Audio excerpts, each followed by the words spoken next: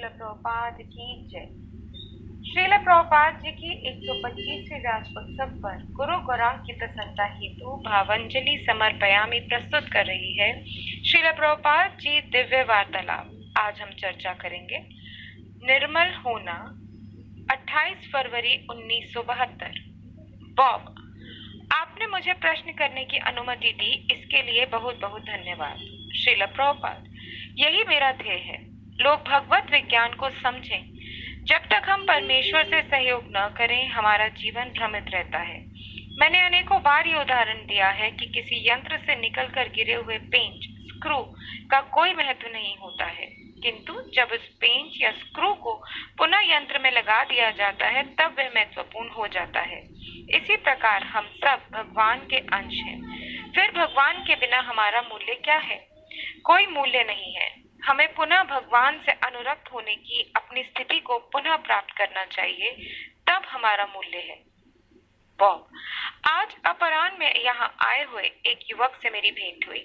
यहाँ आने का उसका कारण था कि उसने सुना था कि मायापुर में हिप्पी हैं। श्रील प्रभुपाद, क्या वह भारतीय है? बॉब, हाँ, वह भारतीय है। वह समीप ही रहता है तथा काफी अच्छी अंग्रेजी बोलता है। जब वह युवक था, वह काली, एक लोकप्रिय देवी की प्रतिदिन निष्ठा पूर्वक उपासना करता था। तत्पश्चात बाढ़ आई। जब बाढ़ आई तो लोगों को कष्ट हुआ तथा अब उसका कोई धर्म नहीं है। वह कहता है कि लोगों के मध्य प्रेम भावना विकसित करने के प्रयास में वह अपना सुख प्राप्त करता है। मैं ये नहीं समझ सका कि उसे क्या कहूँ जिससे कि वह उसके जीवन में भगवान तथा धर्म का समावेश करे। वह कहता है कि मृत्यु के उपरांत हो सकता है मैं भगवान का अंश बन जाऊं, हो सकता है मैं ना बनूं, किंतु वह अभी इस विषय में चिंता नहीं कर सकता है। वह कहता है कि उसने इन धार्मिक अनुभवों को भी परखा है, किंतु वह काम न कर सके। मेरे यह प्रश्न करने का एक कारण ये है कि जब मैं अमेरिका वापस जाऊंगा तब जिनके संपर्क में मैं आऊंगा उनमें से अधिकतर लोग ऐसे ही हैं। वे देखते हैं कि उस व्यक्ति की काली देवी की पूजा की भांति अथवा उनके द्वारा अनुभूत अन्य धर्मों की भांति वे धर्म कार्य नहीं करते हैं।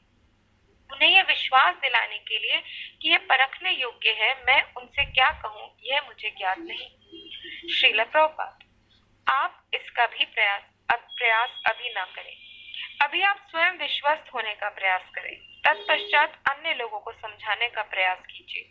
चैतन्य महाप्रभु का आदेश है कि जब आपका अपना जीवन सफल होता है तभी आप दूसरों के कल्याण में वृद्धि कर सकते हैं। भारत भूमि ते है ये मनुष्य जन्म यार, जन्म सार्थक करी कर पर उपकार। प्रथम अपने जीवन को पूर्ण बनाइए, तत्पश्चात दूसरों को शिक्षा देने का प्रयत्न कीजिए। बॉब, भक्तों ने मुझे बताया है कि प्रत्येक क्षण कृष्ण भावना अमृत हुए बिना आप सुखी नहीं हो सकते हो, किंतु मुझे कभी कभी सुख का अनुभव होता है। श्रील प्रभुपाद, कभी कभी, सदैव नहीं। बॉब, हाँ। श्रील प्रभुपाद, किंतु यदि आप कृष्ण भावना में बन जाएं तब आपको सदैव सुख का अनुभव होगा।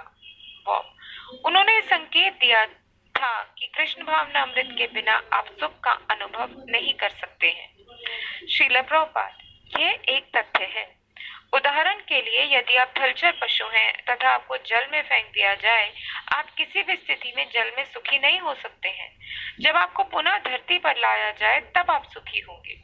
उसी प्रकार हम कृष्ण के अंश हैं। कृष्ण के अंश हुए बिना हम सुखी नहीं हो सकते।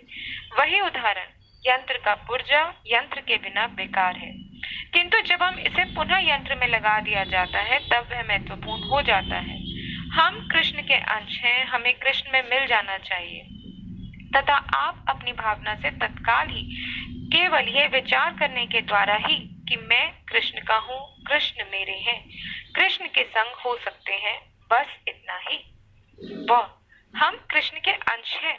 श्रील प्रभुपाद, हाँ, प्रत्येक वस्तु कृष्ण का अंश है, क्योंकि प्रत्येक वस्तु कृष्ण की शक्ति से उत्पन्न होती है तथा प्रत्येक वस्तु कृष्ण की शक्ति है। हरे कृष्णा।